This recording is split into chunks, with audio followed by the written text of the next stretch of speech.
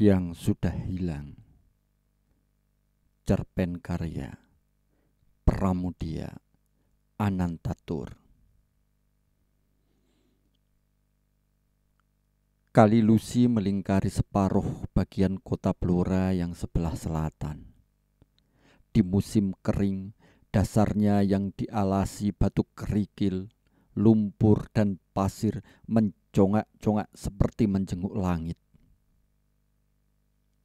Hanya beberapa desimeter saja. Tapi bila musim hujan datang, air yang kehijau-hijauan itu jadi kuning tebal mengandung lumpur.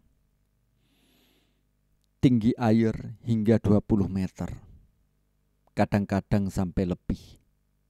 Dan air yang mengalir damai jadi gila berpusing-pusing. Diseretinya rumpun-rumpun bambu di tepi-tepi kali seperti anak kecil mencabuti rumput. Digugurinya tebing-tebing dan diseretnya beberapa bidang ladang penduduk. Lusi, dia merombak tebing-tebingnya. Dan di dalam hidup ini, kadang-kadang aliran yang deras menyeret tubuh dan nasib manusia. Dan dengan tak setahunya, ia kehilangan beberapa bagian dari hidup itu sendiri.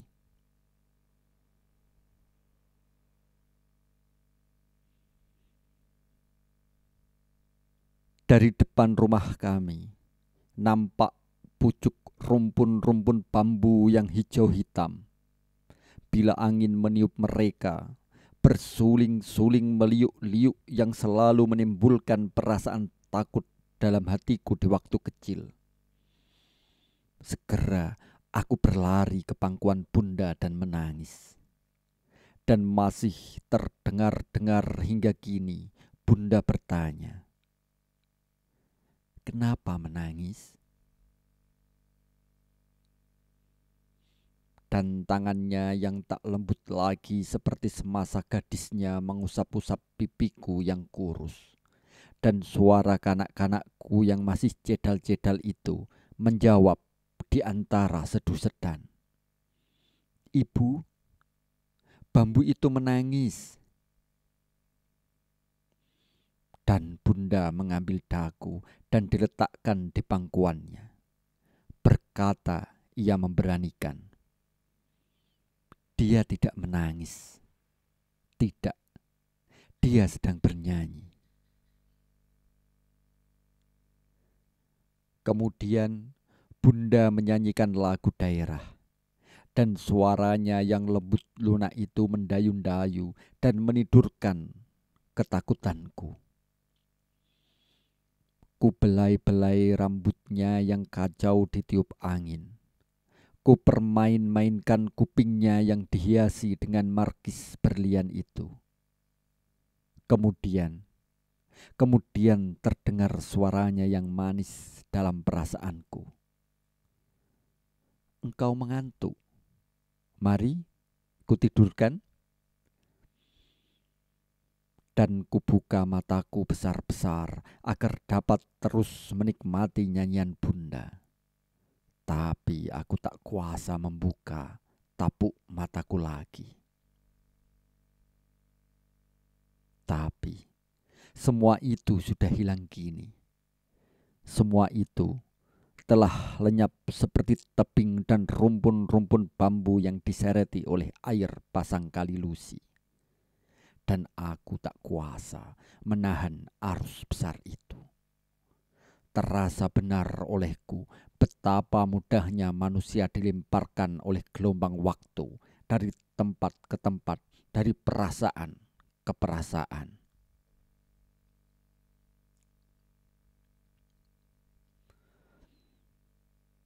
Suatu kali, aku masih ingat waktu itu.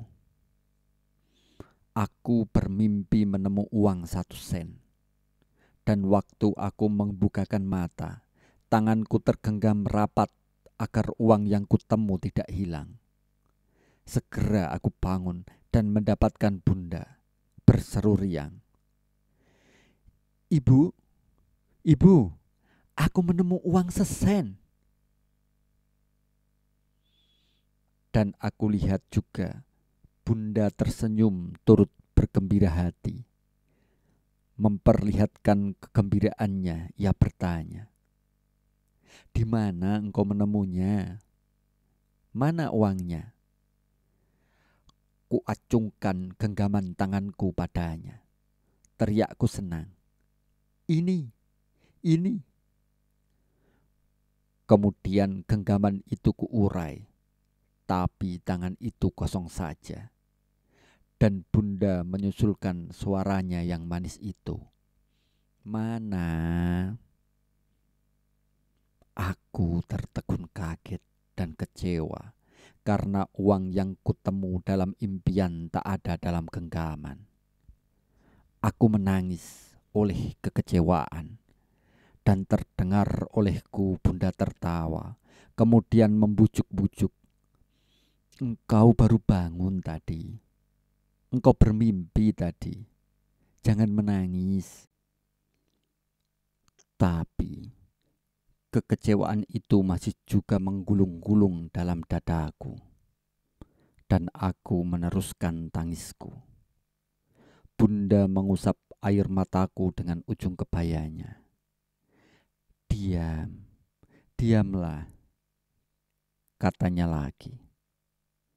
Dikeluarkannya uang setengah sen dari lipatan ambennya dan diulurkannya kepadaku. Dan aku diam sambil mempermain-mainkan uang setengah sen dengan masih ada setengah dari kekecewaan itu di dalam dada. "Sudah sore sekarang," kata Bunda. "Sana mandi. Minta mandi nyikin."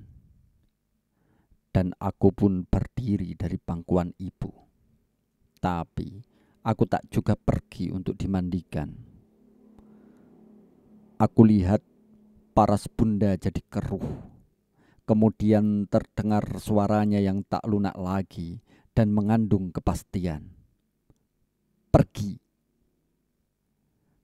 Kepastiannya itu membuat aku bangun dan berjalan lambat-lambat mencari nyikin di dapur. Dari belakangku terdengar suara yang memperingatkan, "Cepat, sudah sore sekarang." Kepastiannya itu pula yang membuat aku tak berani menangis.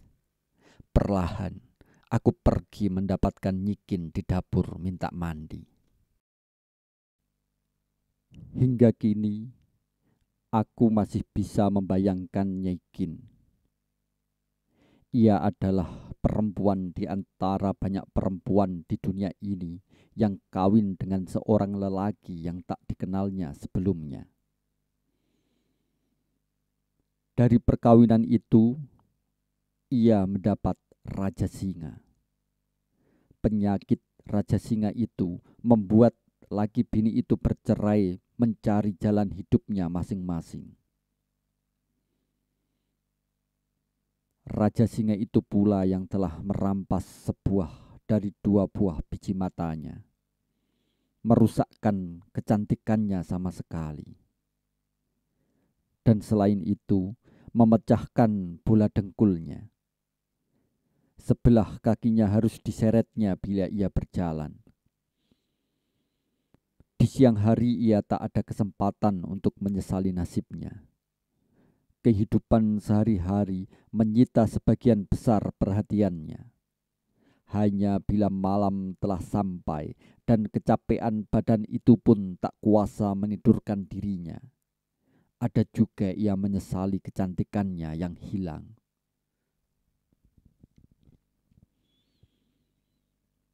Dan dikala Nyikin itu jadi bujang kami, matanya telah hilang dan kakinya yang sebelah telah diseretnya bila ia berjalan. Ia sendiri tidak beranak. Ya, sebelum ia sempat beranak, Raja Singa telah pula makan peranakannya. Itu pula sebabnya ia selalu menyayangi kami. Dan kesayangannya itu masih terasa dimanapun jua aku terkenang padanya. Nyai Kin yang cantik dulu telah jadi korban oleh kecantikannya sendiri. Kadang-kadang dibelai-belainya pipiku seperti ia sedang membelai-belai anaknya sendiri. Dan masih teringat-ingat olehku, waktu menggendong daku, ia menyembunyikan mukanya di balik selendang. Tiba-tiba selendang itu ditariknya cepat-cepat. Terdengar bah. Berulang-ulang ia berbuat seperti itu. Dan bukan main senangku diperbuat seperti itu. Aku tertawa-tawa senang. Ia pun tertawa-tawa senang. Tapi tiba-tiba selendang yang menutup mukanya itu tak ditariknya. Kurenggutkan selendang itu dan aku lihat paras yang manis tadi kehilangan kemanisannya. Aku lihat matanya merah. Kemudian pipiku didekatkan pada pipinya lama-lama. Ia rindu pada anak-anaknya yang belum pernah dilahirkannya di dunia ini. Sebagian dari uang Nyai Kin disimpannya, dan hampir separuhnya dipergunakannya untuk membeli makanan, dan makanan itu ialah untukku. Di kemudian hari, taulah aku bahwa ia menerima upah 80 sen dari bunda tiap bulannya. Seperti juga bunda, Nyai Kin pun suka mendongengi aku. Hanya bedanya, bunda selamanya mendongengkan cerita-cerita pahlawan perang yang bermain di negeri-negeri Asia dekat. Sedangkan Nyai Kin selamanya mendongeng tentang kehidupan binatang-binatang purbakala yang bicara dan bisa membangun kerajaan. Aku tak ingat betul. Adakah semua itu didongengkannya pada aku waktu aku berumur 4-5 tahun atau beberapa tahun kemudian? Sering ia menerangkan dalam dongengnya betapa sucinya orang-orang dahulu sehingga mereka itu mengerti bahasa binatang.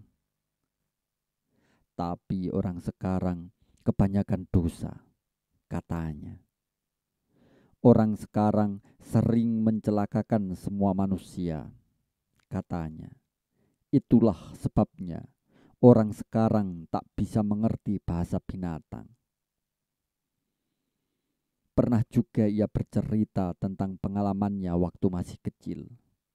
Lebih tua beberapa tahun daripada aku pada waktu itu. Cerita itu selalu kuminta diulangi lagi dan diulangi lagi. Dan ia tak pernah menolak. Dan aku mendengarkannya dengan keheranan dan kekaguman. Begini cerita yang mengagumkan itu. Waktu itu ia masih kecil. Bupati yang memerintah Kabupaten Blora ialah Ndoro Kanjeng Said. Suatu kali kota kami mengalami musim hujan double. Kali Lusi meluap melampaui tepinya. Kota kami yang aman dan damai digenangi air banjir yang mengandung lumpur.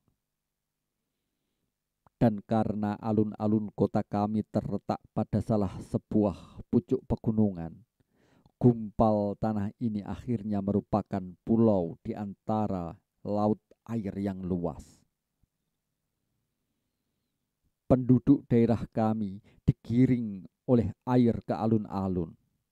Mereka membawa anak, kerbau, sapi, dan diri sendiri. Dan barang siapa tak cepat-cepat pergi akan digulung oleh air dan dibawa ke muaranya. Hujan terus jua jatuh dengan lebatnya. Rumah Ndoro Bupati penuh sesak oleh manusia. Kemudian dia lihat Ndoro Bupati keluar dari rumahnya membawa sebilah cemeti. Dipecutnya air yang menjilati tepi alun-alun sambil memantrai. Dan perlahan-lahan tapi pasti, air pun mulai surut dan kembali masuk ke Kali Lusi.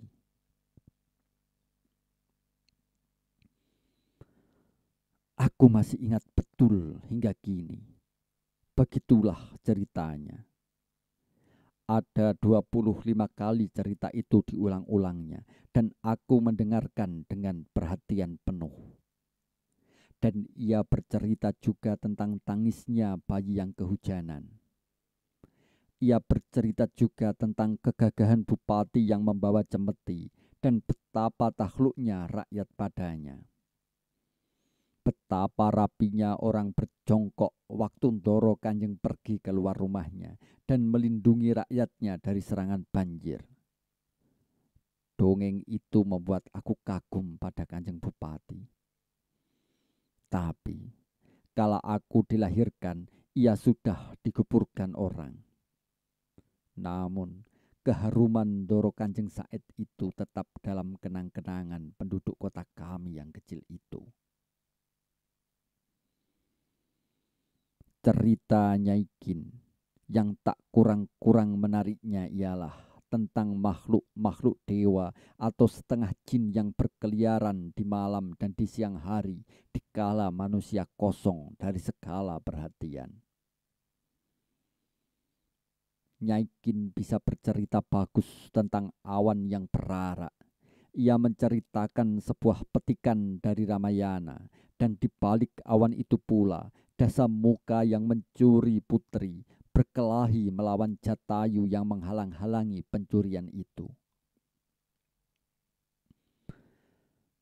Biasanya ia bercerita sambil memandangi awan itu, dan sering pula ia bercerita tentang pahlawan-pahlawan dalam Mahabharata. Sederhana dan indah segala apa yang diceritakannya itu, dan aku mengerti juga sedikit-sedikit tentang ceritanya itu. Dan pikiranku mengagumi betapa hebatnya orang-orang di zaman purba itu. Tak ubahnya, aku waktu itu dengan orang sekarang yang kehilangan masanya sendiri, mengagumi masa-masa yang telah silam. Dan bila di malam hari aku tak bisa tidur, menangis membabi buta, Bunda menepuk-nepuk pahaku. Biasanya ia mengucapkan kata-kata yang bagus. Dan kadang-kadang juga Bunda menyanyikan lagu daerah, lagu Belanda dan Arab. Tapi suaranya yang indah tak selamanya indah untuk perasaanku. Apa pula bila perasaan itu sedang berisi kekesalan hati. Ya, anak kecil pun ada merasai kekesalan hati. Saat-saat yang penting selamanya susah bisa dihilangkan begitu saja dari ingatan. Juga dari ingatan kanak-kanak. Dan ingatan itu akan tetap tinggal dalam kepalanya sampai tuanya. Aku masih ingat, waktu itu aku menangis terus karena rumah kami masih jauh dari aliran listrik. Bila malam datang, murunglah suasana rumah kami. Bunda membawa aku keluar rumah. Embun itu membuat badanku dingin dan lelah. Dan dingin embun itu pula yang telah menyiram kekesalan hatiku. Rupa-rupanya aku kegerahan tadi. Dan di pelataran itu, Bunda mencium daku dan berbisik dalam bahasa yang lunak dan lembut. Sayangku, mengapa engkau menangis saja? Tak tahukah engkau, ibumu sudah lelah oleh bekerja sepagi. Tidurlah sayang, besok akan terbit hari baru dengan langit baru, dengan matahari baru, dengan hawa baru. Dan engkau boleh bermain-main sekenyang hatimu, sayang. Suara itu sungguh lunak untuk perasaanku waktu itu. Kurangkul bunda dan kukirimkan sedan-sedanku ke dalam dadanya. Dan bunda mendekapkan dadanya pada mukaku. Dan ku dengar detak-detik di dalam dadanya. Kemudian aku dengar bunda menyanyi. Aku tak berontak lagi. Dingin embun di malam hari itu menyebabkan bunyi nyanyian bunda. Kemudian aku tak ingat lagi sambungannya. Dan dikala aku membukakan mata, matahari telah tinggi. Hari baru yang dijanjikan oleh bunda. Hari baru dengan langit baru, dengan hawa baru dan nyanyian baru pula.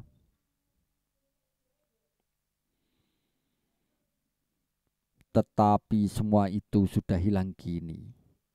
Hilang dari rabaan panca indera untuk abadi bersinggasana dalam kenang-kenangan.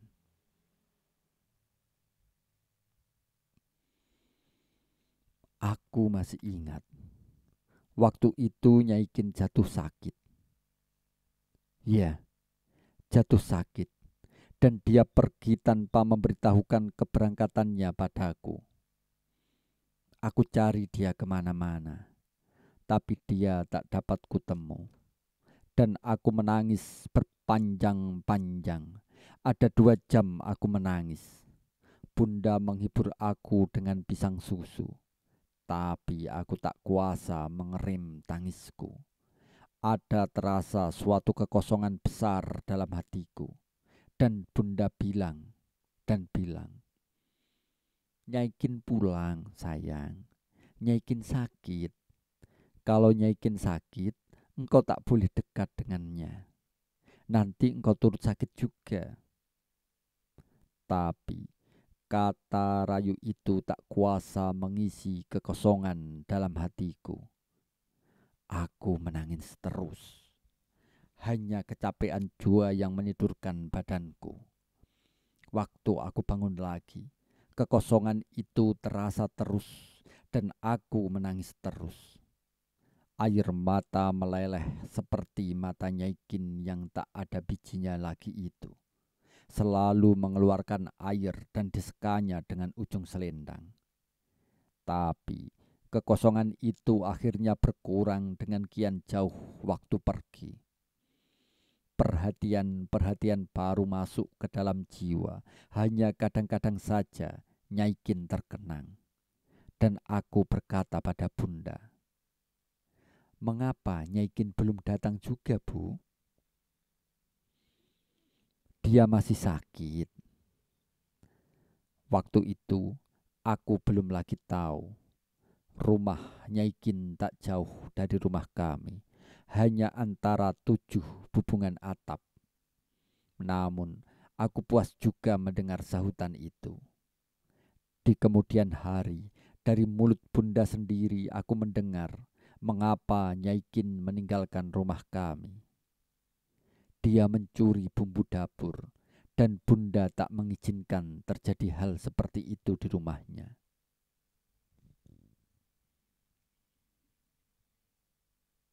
Nyai Kin diganti oleh perempuan yang agak muda. Waktu itu aku sudah punya adik yang berumur setahun. Biasa aku bangun jam 5 pagi waktu itu. Sebabnya ialah bunda tidur dengan adik kecilku dan aku tidur dengan babu itu. Dan babu itu harus bangun jam 5 pagi untuk menggorengkan nasi buat anak-anak angkat orang tuaku yang akan berangkat ke sekolah. Berdua saja kami menghadapi tungku sambil menggoreng nasi.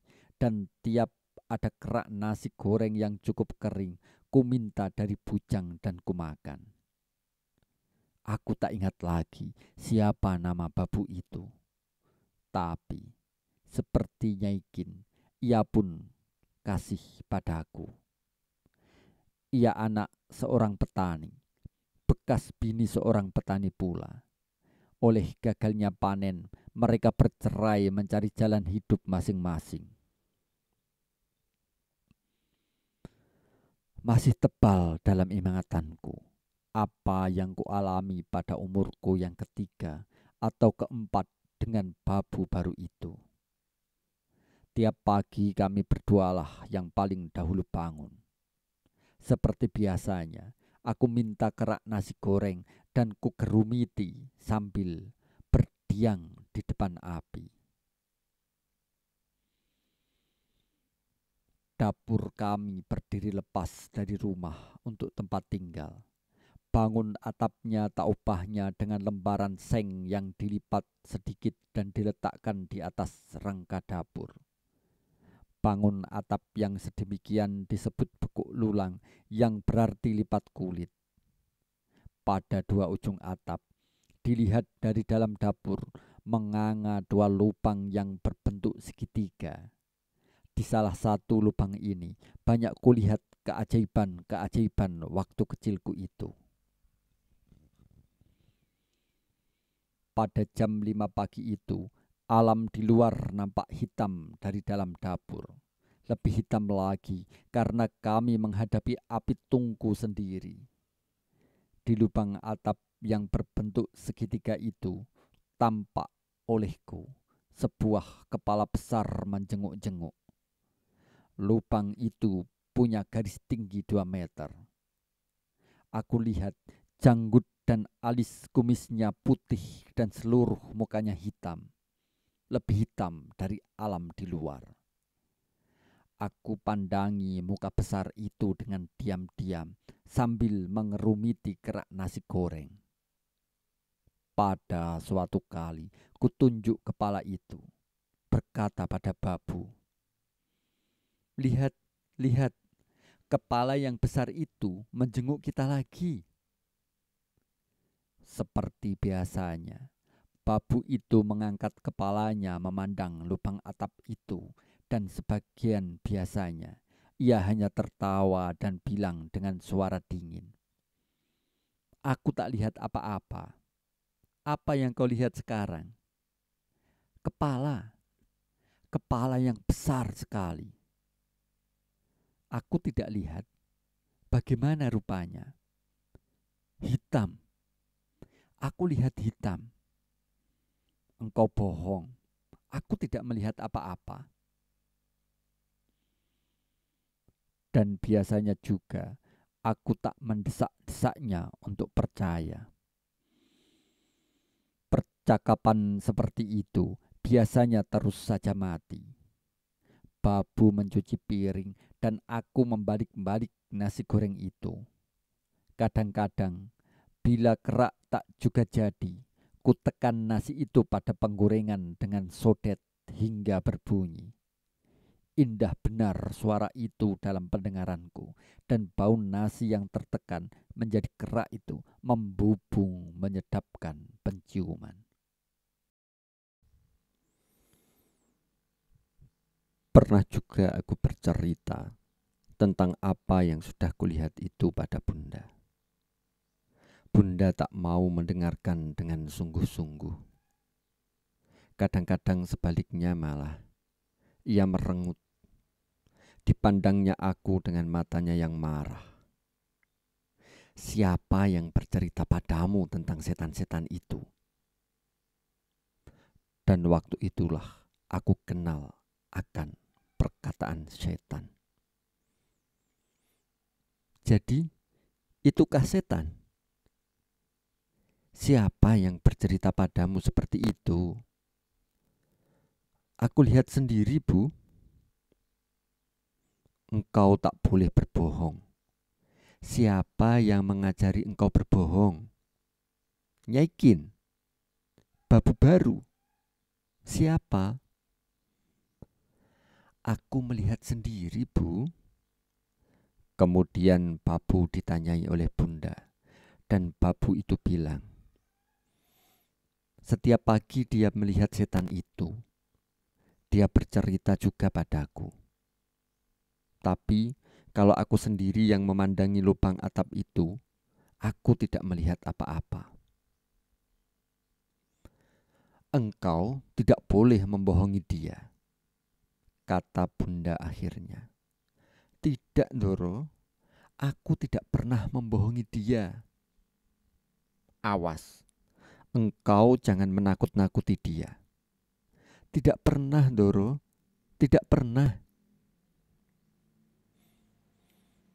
Dan sejak itu, aku tak pernah lagi menceritakan apa yang kulihat di lubang atap itu pada ibu, dan juga tidak pada siapapun juga.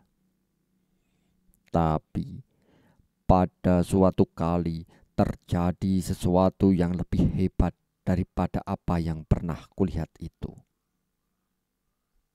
Begini ceritanya.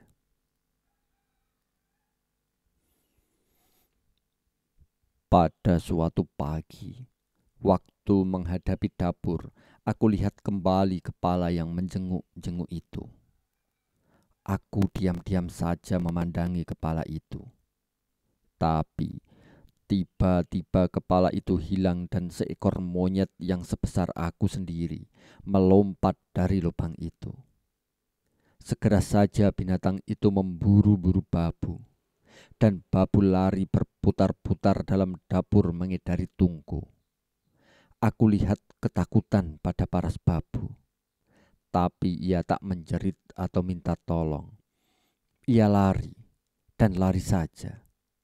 Dan aku pun tak mengerti mengapa ia tak menjerit minta tolong. Sebentar-sebentar binatang itu bergeseran dengan badanku, tapi ia tak mengganggu aku. Binatang itu hanya hendak menangkap babu itu.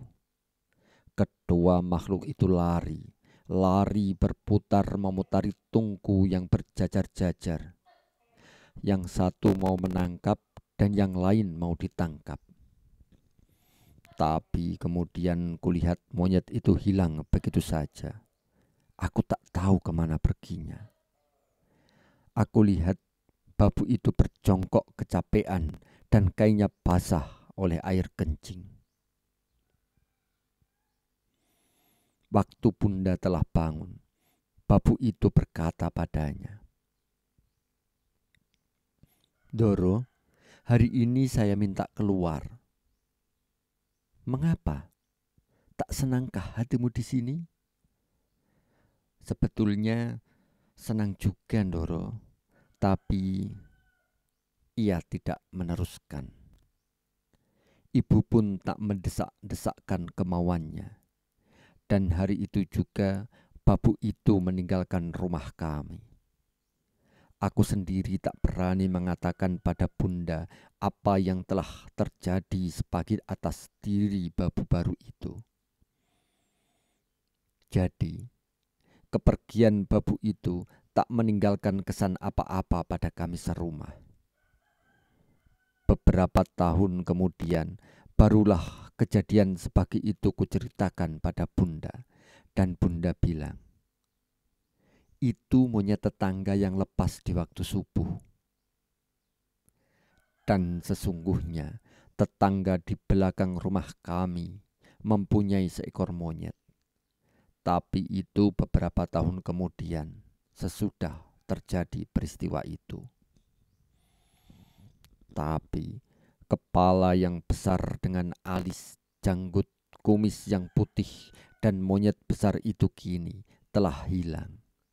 Hilang seperti tebing-tebing dan rumpun bambu yang disereti oleh banjirnya Kali Lusi.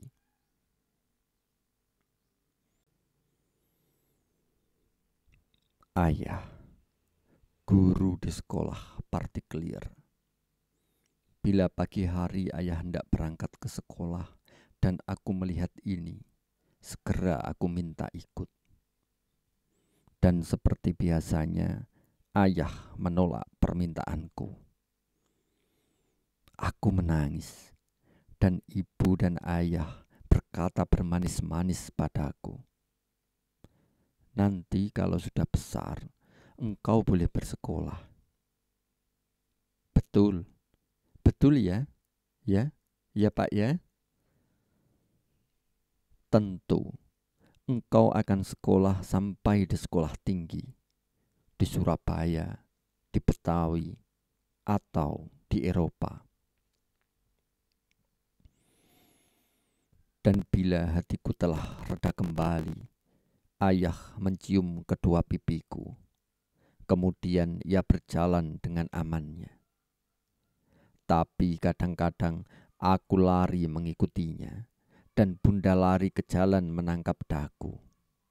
Dan aku menangis lagi. Tapi bila bunda berkata melarang dengan kepastian, aku tak berani membantahnya. Aku masih ingat betul bila ayah tak ada di rumah. Kaleng cat yang diberi poros dan bertali untuk bunda kutarik-tarik kemana-mana aku pergi. Tapi semua itu pun telah hilang, tak ubahnya dengan tebing dan rumpun bambu yang disereti oleh banjir Kali Lusi. Biasanya ayah datang dari sekolahan dengan tertawa riang. Dipanggilnya dulu namaku dan adikku yang berumur setahun itu. Baru setelah menciumi kami, ia duduk dengan bunda menghadapi meja makan. Dan aku berdiri di samping bunda, turut makan pula. Bunda menyuapi daku dengan makannya. Dan setelah menerima suapan, aku berlari-lari ke sana kemari hingga nasi di mulut habis terkunyah dan ketelan sekali. Enak, enak. Biasanya ayah bertanya padaku. Dan biasanya juga aku tertawa sambil menjawab. Enak. Makan ayah terlampau sedikit. Biasanya ia makan setengah piring saja. Jarang sekali ia makan bertambah. Dan sebelum ayah meninggalkan meja makan, aku sudah mengantuk oleh kekenyangan. Baru kalau ayah bilang, "Ah, engkau sudah mengantuk, sana tidur." Barulah aku tahu bahwa aku sebenarnya sudah mengantuk dan ingin tidur. Bunda membawa daku ke ranjang, ditepuk-tepuknya pahaku hingga tertidur. Dan dalam pandangku yang kabur-kabur oleh mengantuk itu, nampak seleretan gigi-giginya yang rampak kecil-kecil membiji mentimun, dan matanya yang agak sipit bersinar-sinar penuh dengan kasih sayang. Tapi semua itu pun hilang terseret-seret, yang tinggal hanya kenangan indah dalam kepala. Bunda, wanita yang saleh. Dalam keadaan tak mengandung, ia mesti bersembahyang dalam mukenahnya yang putih bersih. Hanya mukanya dan jari-jarinya saja nampak bila ia bersembahyang. Kadang-kadang tangannya memegangi tasbih. Selamanya aku tak berani mendekatinya, biar ia dalam keadaan seperti itu. Kutunggu ia dari luar kamar hingga ia habis bersembahyang. Untuk apa orang bersembahyang, Ibu? Pernah aku bertanya.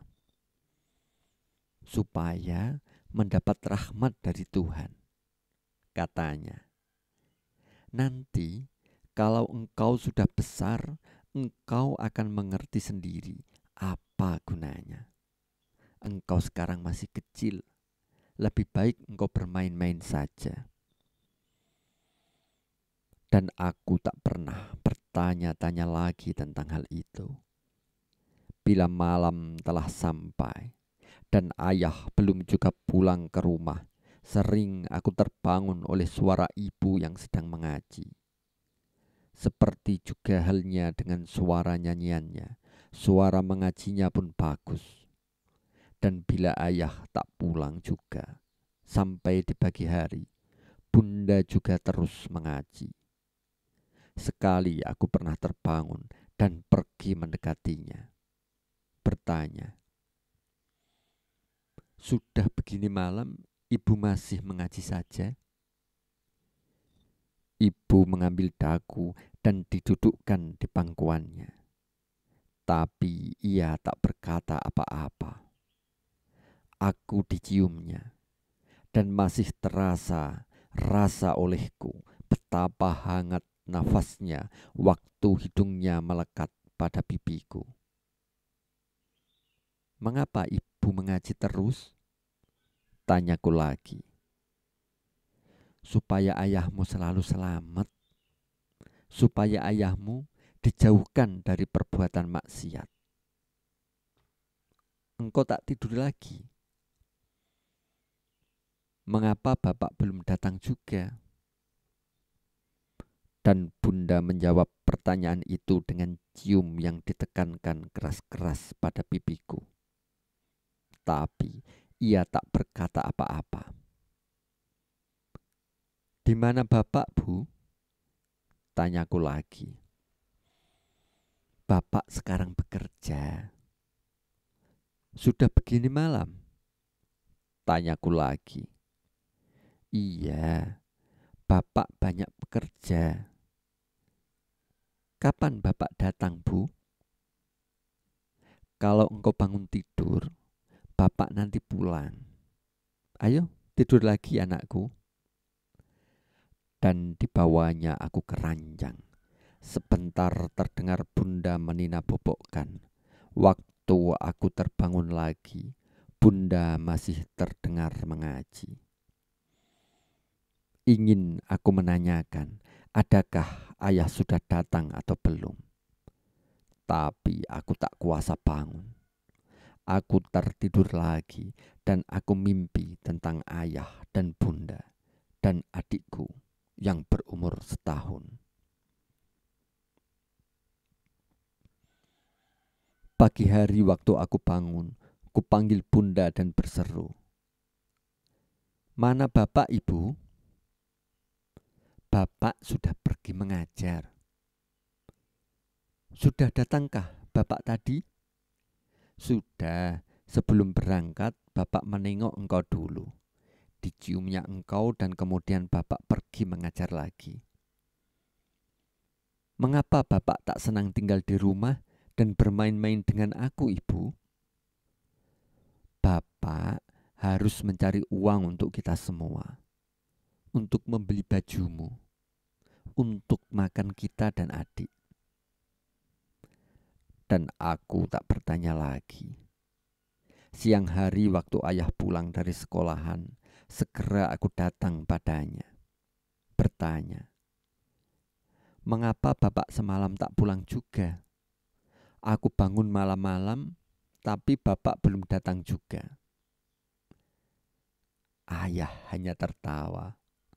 Bunda tunduk saja di kursi. Ibu semalam mengaji terus, Pak. Sekaligus tertawa ayah lenyap. Mengapa bapak tak suka tinggal di rumah dan bermain-main denganku? Kembali ayah bertawa. Ia tak mau menjawab. Kemudian kami menghadapi meja makan. Dan dalam makan itu aku bertanya padanya. Boleh aku pergi malam, bapak? Terdengar ayah tertawa lagi. Engkau masih kecil, anakku. Kalau engkau sudah besar, engkau tak perlu turut siapa-siapa. Engkau boleh pergi kemana-mana sesuka hatimu. Dan aku melonjak-lonjak kegirangan oleh janji itu. Boleh aku sendirian pergi ke rumah nenek, Pak? Tentu saja boleh. Tapi sekarang belum boleh. Engkau masih kecil. Sudah, jangan banyak bertanya-tanya. Ibu melarang. Ayah sudah capek dan mau tidur. Dan engkau harus tidur juga. Dan semua itu pun telah habis terseret dan takkan mungkin datang kembali.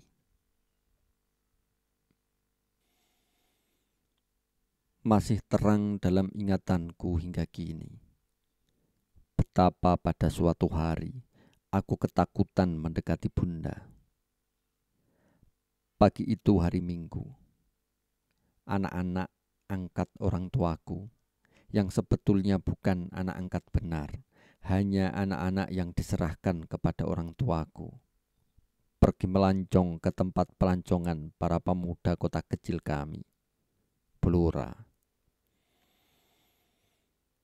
Rumah kami sunyi saja, yang tinggal hanya bunda, adikku kecil dan babu. Ayah tak ada di rumah waktu itu. Aku senang kesunyian dan kucari bunda. Kudapati dia sedang berbaring di samping adikku kecil di ranjang. Adikku sedang tidur waktu itu, dan bunda merenungi langit-langit kelambu. Ibu, ibu, aku berseru. Ibu tak menyahuti, juga tak bergerak dari tempatnya. Dengan susah payah, aku naik ke atas ranjang, dan kulihat mata bunda merah. Sebentar-sebentar dihapusnya dengan selimut adikku kecil. Aku terdiam, lama, terdiam oleh ketakutan. Mengapa menangis, Bu? Aku bertanya. Baru bunda memandang aku, diraihnya aku dan ditidurkan di sampingnya. Mengapa, Bu? Aku bertanya lagi. Tidak apa-apa, anakku. Waktu itu juga aku ingat suatu kali yang indah. Perjalanan dengan kereta api ke Rembang. Melihat laut yang tak kunjung diam. Selalu berdeburan dengan ombaknya yang memburu-buru ke pantai itu. Bertanya lagi aku. Kapan kita pergi naik kereta api lagi, Bu? Ke Rembang. Dan lihat laut yang biru itu. Ayah dan ibu bunda bertempat tinggal di Rembang. Mendengar perkataan Rembang itu, bunda jadi tersedan-sedan. Aku tak tahu mengapa. Bertanya, mengapa ibu menangis? Ia bangun dan diciumnya aku berulang-ulang. Ada terasa olehku air matanya mendingini pipiku. Kemudian bunda berkata pelan-pelan, nanti kita akan meninggalkan Blora, anakku sayang, dan tinggal di Rembang untuk selama-lamanya. Mengapa untuk selama-lamanya, Bu? Bukankah engkau senang melihat laut, anakku sayang? Senang sekali, Bu. Tentu aku senang tinggal berlama-lama di laut. Kapan kita pergi, Bu? Tanyaku gembira. Tapi oleh kegembiraanku itu, bunda tambah menangis. Kemudian berkata, sebentar lagi, katanya. Nanti, Bu, tak tahulah aku. Tapi senangkah engkau tinggal di Rembang, anakku sayang? Dan bunda menghapus air matanya. Tentu, Bu, dan bapak turut juga, bukan? Bunda terkejut mendengar itu. Aku lihat benar pada bola matanya yang berhenti, tak bergerak-gerak dan melemparkan pandangannya padaku. Aku tak tahu mengapa, tapi pandangnya itu tiba-tiba menimbulkan ketakutan dalam hatiku. Tiba-tiba saja aku menjerit kencang-kencang dan segera bunda mencium aku lagi dan berkata lunak, jangan menangis sayang. Tapi sebelum tangisku harus kunikmati, adikku kecil menjerit terkejut oleh tangisku itu, Bunda berkata lagi, "Bapak juga turut pergi dan melihat laut." Ia diam dan menyusui adikku kecil. Meneruskan, "Mengapa engkau menangis?" "Aku tak mau pergi ke Rembang. Aku senang di sini dengan ibu dan bapak." "Mana bapak, Bu?" "Bapak pergi bekerja." Dan aku mengulangi pertanyaan yang pernah kukatakan padanya. "Mengapa bapak tak suka tinggal di rumah dan bermain-main denganku, Bu?" "Bapak banyak pekerjaannya." "Bekerja terus sajakah bapak, Bu?" "Iya," katanya. Dan dalam menyebut perkataan itu, ada terasa sesuatu dalam hatiku. Tapi aku tak tahu benar apa sesuatu itu. Aku berhenti menangis sama sekali. Bertanya lagi, "Mengapa ibu tadi menangis?" Ibu tak menjawab, hanya bertanya dengan suara menyerah, "Engkau sudah makan?" "Sudah. Nanti kalau bapak makan, aku turut makan lagi. Aku senang makan bersama-sama ibu dan bapak. Tapi alangkah lamanya dan bapak belum datang-datang juga. Nanti malam barangkali bapak datang." "Datang, Bu?" Barangkali saja datang." "Bapak tadi malam ada di rumah, Bu?" Tanyaku lagi. "Iya, bapak tadi malam ada di rumah. Tapi engkau sudah tidur. Engkau tidak tahu.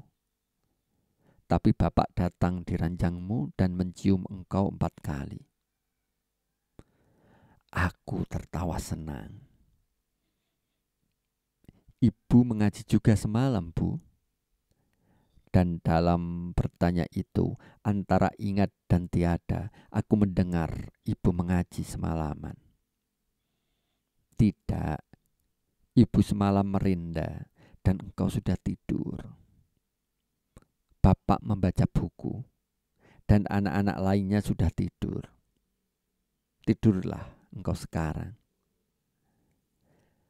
Kalau bapak datang, bangunkan aku ya, Bu, ya." "Oh." Kemudian aku berdiam-diam saja dan tak bertanya-tanya lagi. Aku lihat Bunda habis menyusui. Kemudian ia terlentang diam-diam saja merenungi sotoh kelambu. Tapi aku tak berkata apa-apa. Ada juga kulihat matanya memerah, tapi aku tak berkata-kata lagi. Kemudian aku pun tertidurlah. Waktu aku bangun, ibu masih ada di sampingku, berdiam diri memandangi langit-langit kelambu. Tapi matanya tak semerah lagi seperti waktu hendak tidur tadi.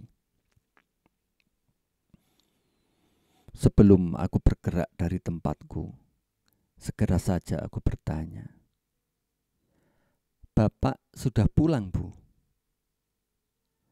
Aku lihat Bunda terkejut, dimiringkan badannya dan dipandangnya aku. "Belum, sayang. Lama betul engkau tidur tadi. Badanmu sehat. Sana turun, minta mandi pada babu ya." Tapi keinginanku untuk bertemu dengan ayah tak dapat ditahan-tahan lagi. Dan aku pun membantah Bunda, bertanya setengah merengek, "Bapak, bapak, mana bapak, Bu?" "Nanti bapak datang, sayang." Kemudian suaranya mengandung kepastian seperti biasanya. Sana, minta mandi sama babu.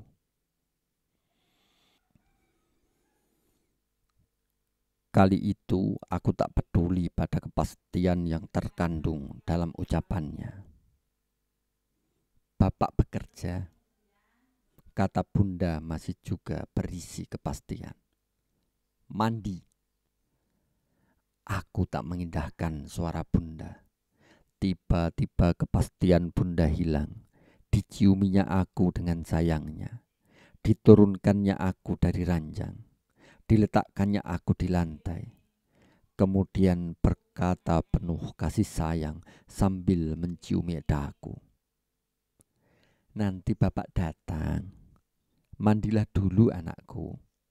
Kalau engkau sudah mandi, bapak akan senang bermain-main dan mencium engkau. Mandilah sekarang. Hari sudah sore. Nanti kalau bapak datang, engkau kupanggil. Lekaslah mandi sekarang. Dan kasih sayang yang terkandung dalam ucapannya itu menundukkan pemberontakanku. Lambat-lambat aku pergi mendapatkan babu dan minta mandi. Sehabis mandi, ayah tak juga datang. Aku mulai menangis. Kutolak segala janji dan makanan yang disuguhkan di depan hidungku. Malam itu ayah tak juga datang. Dan aku menangis terus tak habis-habisnya. Tak ada terasa kecapean dan menjerit-jerit itu. Malam itu, bunda membawa daku keluar rumah. Tapi dingin hawa malam itu tak berpengaruh apa-apa terhadap kekosongan yang bersarang dalam hatiku. Aku tahu juga bunda jadi kesal oleh tangisku. Kasih sayangnya yang dicurahkannya padaku tak termakan oleh hatiku. Aku tahu juga bunda menjadi jengkel karenanya. Malam telah larut. Beberapa kali di antara tangisku terdengar bunda menyebut dan minta ampun pada Yang Maha Kuasa. Tapi aku menangis terus sambil menyebut-nyebut bapak. Alam di luar waktu itu gelap. Bunda tak pernah menakut-nakuti aku. Bila aku menangis, selalu ia memperlihatkan dalam ucapannya seluruh kasih sayangnya. Kemudian terdengar olehku, bunda memanggil salah seorang anak angkatnya. Dipo, Dipo. Dan waktu yang dipanggilnya datang, bunda berkata lagi, cari bapak. Tapi, di mana bapak? Tanyanya. Cari, kataku. Aku tidak tahu di mana, tapi engkau harus mencarinya sampai dapat. Suruh dia pulang. Bilangkan anaknya sedang motah-motah. Kemudian dengan menggendong daku, bunda masuk ke dalam rumah. Dan aku mengendurkan tangisku. Tapi kala ayah tak datang juga, aku menjerit-jerit lagi. Aku masih ingat betul, waktu itu jam 3 malam. Aku tahu ini waktu bunda membawa daku ke ruangan depan. Dibawanya lampu dinding. Diteranginya jam dinding yang dipasang di ruang depan. Berkata pahit, sudah jam 3 malam. Kemudian bunda pergi ke ruang belakang, kembali sambil membawa lampu dinding. Bapak, bapak, teriakku selalu. Sebentar lagi bapak datang sayang, tidurlah. Tapi ayah tak datang juga, dan aku menangis terus. Kadang-kadang perlahan-lahan, kadang-kadang menjerit-jerit. Kemudian ayah datang juga diiringkan oleh Dipo.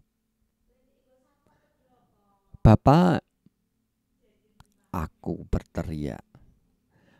Bunda menghampiri ayah. Ia tak berkata apa-apa. Diserahkannya aku padanya. Kemudian dengan diam-diam juga Bunda pergi ke tempat tidurnya. "Bapak," panggilku lagi. Ayah mendekapkan dagu pada badannya dan perlahan-lahan tapi pasti tangisku mengendur, kemudian hilang. Tinggal sedu-sedan mengisi dada. Perlahan-lahan sambil menggendong dagu, ayah berkata, "Anakku sayang, jangan menangis lagi. Bapak sudah datang sekarang. Ya, tidurlah. Tidur sayangku. Hari sudah malam sekarang." Lambat-lambat tapi pasti sedu-sedanku pun berkurang dan akhirnya lenyap dalam malam. Ayah pergi ke tempat tidur Bunda sambil menggendong dagu, dan dagu dengar Bunda sedang menangis. Disembunyikannya mukanya di dalam bantal. Aku lihat ayah mengusap-usap rambut ibu, tapi Bunda tetap menangis saja.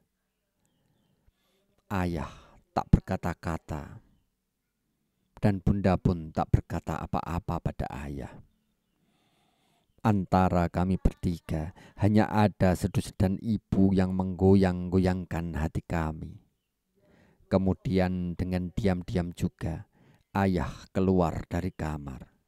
Dibawanya aku keluar rumah di dalam malam yang sejuk dan hitam.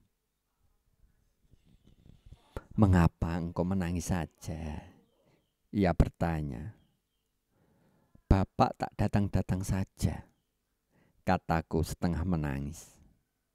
"Ibu bilang nanti malam bapak datang, tapi bapak tak datang juga. Tapi sekarang sudah datang bukan?" katanya penuh sayang. "Nah, tidurlah sekarang, tidurlah." Aku dengar ayah menyanyi perlahan-lahan. Kemudian aku tak ingat lagi apa yang terjadi. Hanya waktu aku bangun dari tidurku, ayah masih tidur di sampingku. Kemudian aku pun tertidur lagi.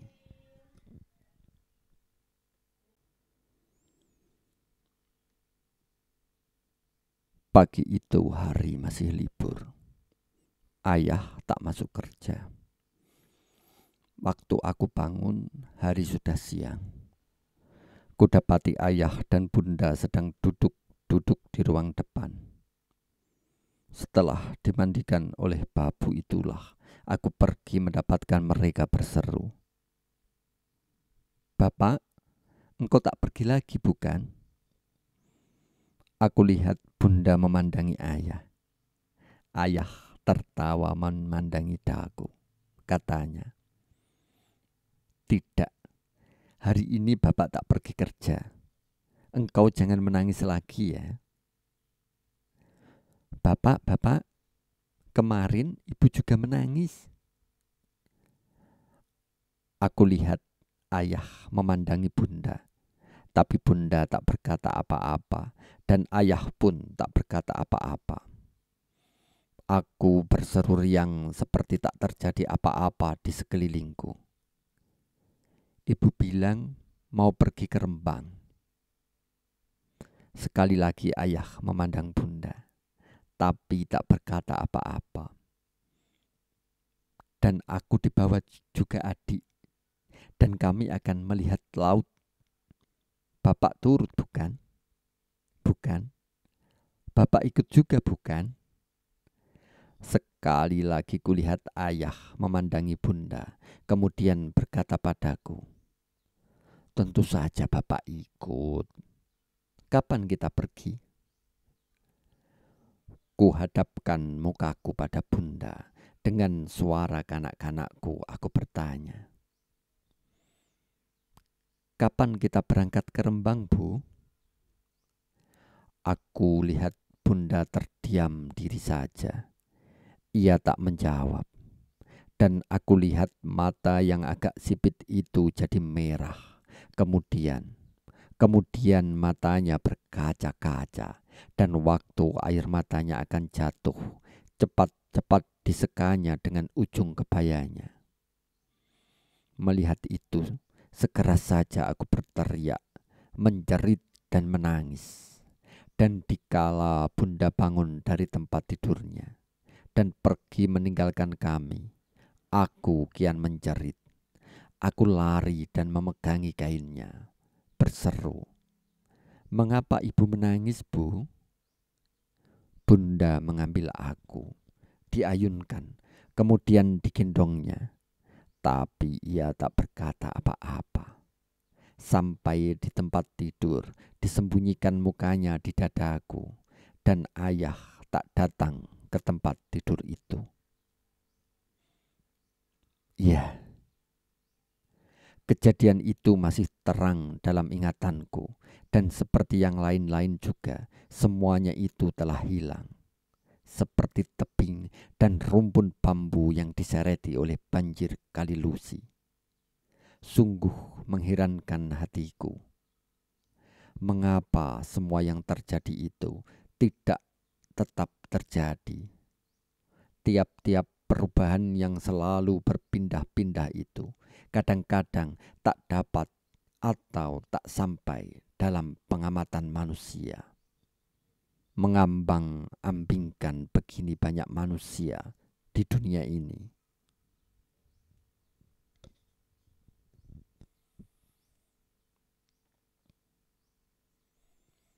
Di tiap-tiap lebaran, ayah membeli mercon sekerupak. Aku dan adikku kecil dan bunda dan anak-anak angkat orang tua kami mendapat baju baru dan uang dari ayah. Mercon dibakari dan pecahannya bersebaran di pelataran. Anak-anak para tetangga datang merubungi mercon yang akan diledakkan. Dan bukan main gembiraku di hari-hari lebaran seperti itu. Namun semua itu tak pernah menimbulkan seri gembira pada air muka Bunda. Aku lihat Bunda selalu murung, dan aku lihat ayah sering meninggalkan rumah. Lama-kelamaan aku telah biasa dengan perceraian dengan ayah dan tak perlu motah lagi. Dan ayah pun jadi tak perlu dipanggil pulang lagi. Sampai besar, aku tak tahu kemana ayah selalu pergi, dan di waktu-waktu tak mengajar itu, Bunda pun tak pernah menanyakan dari mana. Bunda berdiam diri saja bila ayah pergi, juga tak menegur bila ayah datang. Biasanya, ayah pergi dikala Bunda ada di ruang belakang, di dapur, atau di ladang. Dan bila aku melihat ayah meninggalkan rumah, aku pun berdiam diri saja dan bertanya-tanya lagi. Sekali-sekali pernah juga aku bertanya, "Mau pergi kemana, Pak?" "Kerja," katanya pendek. Dan pernah juga aku berkata lebih dari itu, "Bolehkah aku ikut?" Dan dengan ringkas dan cepat-cepat sambil berjalan tanpa menengok-nengok lagi, ayah menjawab permintaanku itu. "Tidak boleh. Nanti kalau besar engkau boleh pergi sendiri. Main-main sajalah dengan mas-masmu." Dan aku sudah merasa puas dengan jawabannya itu. Di waktu lebaran itu, Bunda memandangi anak-anak yang meledakkan mercon di kursinya di ruang depan. Ia tak berkata apa-apa, hingga pada suatu ketika ia bilang padaku, yakni waktu aku mendekatinya, "Mercon itu tak boleh dipergunakan di waktu lebaran. Itu dilarang oleh agama," katanya. "Mercon adalah alat-alat upacara orang Tionghoa, dan sama sekali bukan termasuk dalam alat-alat upacara orang yang beragama Islam. Tapi tiap lebaran ayah terus saja membeli segerobak mercon, hingga pada suatu kali seorang anak angkatnya mendapat kecelakaan dan ayah tak pernah membeli mercon lagi. Kemudian menyusulah peristiwa besar. Ayah bunda, kakekku yang tinggal di Rembang, meninggal dunia sesudah naik haji 2 kali. Segera saja ayah menyewa mobil dan bersama-sama kami pergi. Aku tak ingat betul apa yang terjadi. Hanya waktu bunda sudah sampai di Blora kembali, dia jadi layu, seperti orang yang kehilangan besar, kehilangan tempat pelariannya di dunia ini. Ibu bunda di Rembang adalah Ibu Tiri. Dan dalam seminggu setelah melawat itu, bunda selalu menangis. Mati adalah kewajiban tiap manusia. Pernah ku dengar ayah menghibur, tapi bunda tak mau mendengarkan nasihat itu. Aku lihat bunda selalu menangis. Kalau waktu itu aku bisa mengatakan, pastilah ku katakan bahwa sesungguhnya bunda sedang kehilangan tempat berlindungnya yang kadang-kadang diharapkannya dikala ia membutuhkan tempat pelarian. Di kemudian hari ada juga aku pernah merasai suatu kehilangan dalam hidupku. Kehilangan sesuatu yang tak mungkin didapat penggantinya. Dan aku kira tiap orang pun pernah atau pada suatu kali akan. Seminggu telah lewat, dan bila saat itu aku dapat mencurahkan isi hatiku, pastilah akan kukatakan bahwa bunda nampak menyerah pada waktu sesudah itu. Dan sekalipun ia melihat ayah pergi di waktu malam di depannya, ia tak berkata sepatah pun jua. Seakan-akan tak terjadi sesuatu di lingkungannya sendiri. Dan semua itu membuat bunda lebih-lebih lagi mendekati kami anak-anaknya. Kami jadi pelariannya. Di saat-saat yang sunyi, bukan kesunyian dunia, tapi kesunyian hati, dibawanya kami berjalan-jalan 1-1,5 kilometer. Dan didongengi kami tentang sesuatu yang terkandung dalam bagian-bagian alam yang telanjang. Bunda bercerita tentang burung, tentang air kali Lusi waktu kami menyeberangi jembatannya, tentang sawah dan padi, tentang hama padi yang sering merusakkan panen dan harapan petani, tentang angin dan mendung, matahari dan bintang, dan terutama sekali tentang kehidupan rakyat jelata. Pengetahuan anak-anak jadi bertambah karenanya. Bila sore telah sampai, dibawanya kami duduk-duduk di bangku pelataran dan bunda bercerita tentang tumbuh-tumbuhan, tentang rumpun-rumpun bambu yang meliuk-liuk ditiup angin, tentang buah-buahan, tentang kapal, tentang kereta api, mobil dan sepeda.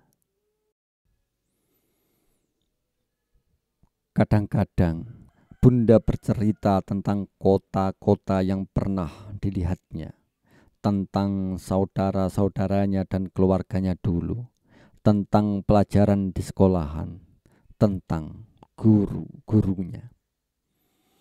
Dan tidak lupa pada kami yang kecil-kecil, bunda bercerita tentang politik penjajahan Belanda.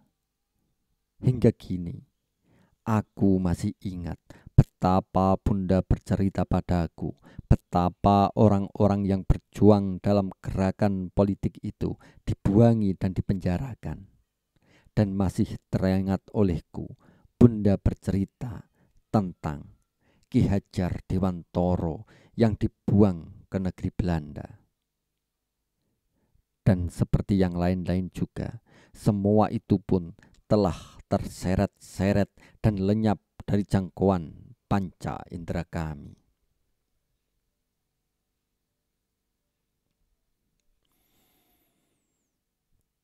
Ibu bunda diam di pinggir kota kami, Blora. Setelah kawin dengan penduduk di situ, kadang-kadang nenek datang ke tempat kami membawakan buah-buahan. Penghasilan nenek ialah menjual sayur-sayuran. Pagi-pagi ia bangun dan mencegat petani yang membawa sayur mayurnya yang mau dibawanya ke pasar. Ia membeli dagangannya dari mereka dan menjualnya ke rumah-rumah para priai. Atau kukatakan yang menyebut dirinya priai. Kakek yang diam di pinggir kota mencari penghasilannya dengan berjualan sate ayam di pasar. Kakek sendiri jarang datang selain untuk keperluan meminjam uang. Tadinya kakek bertani, tapi panennya selalu gagal. Orang-orang penduduk kota kecil kami mempunyai kepercayaan yang aneh. Dan itu ku ketahui waktu aku sudah dewasa. Orang akan kejatuhan sial. Sial untuk seumur hidupnya bila telah menurunkan manusia yang disebut umum tidak sah. Demikian juga halnya dengan kakek. Tapi tentang hal itu, aku tak tahu betul.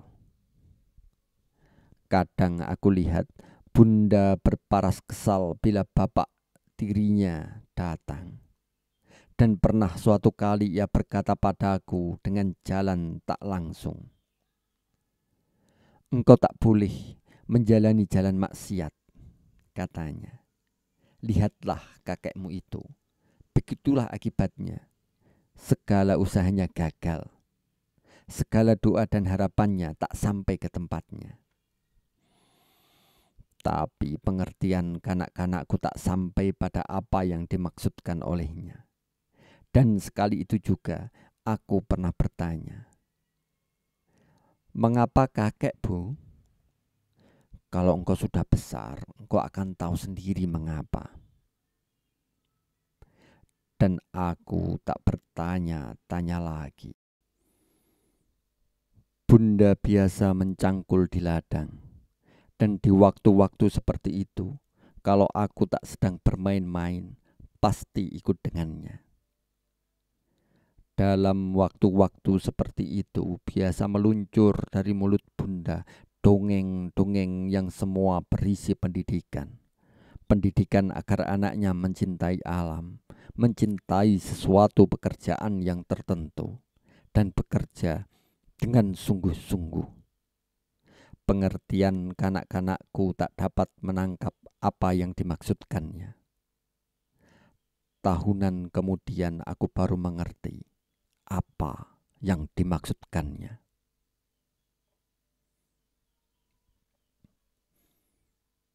Orang hidup dari keringatnya sendiri, anakku.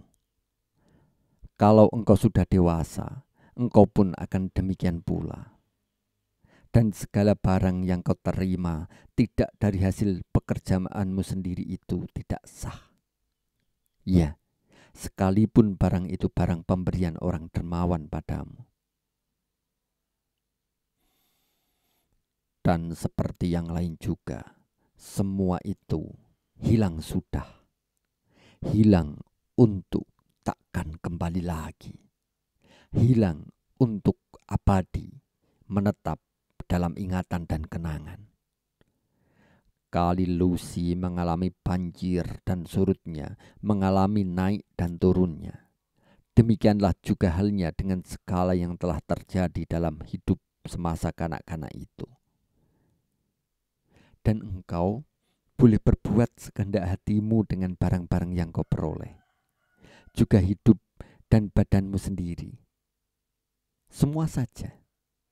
Semua saja yang kau peroleh dengan sah. Pernah sekali ayah berkata, suara itu hanya terdengar beberapa detik saja dalam hidup. Getaran suara yang sebentar saja berdengung takkan terulang lagi. Tapi seperti juga halnya dengan kali Lusi yang abadi menggarisi kota Blora. Dan seperti kali itu juga, suara yang tersimpan menggarisi kenangan dan ingatan itu mengalir juga. Mengalir ke muaranya, ke lautan yang tak bertepi, dan tak seorang pun tahu kapan laut itu akan kering dan berhenti bertepi. Hilang, semua itu sudah hilang dari jangkauan panca indera. Jakarta, Juni 1950.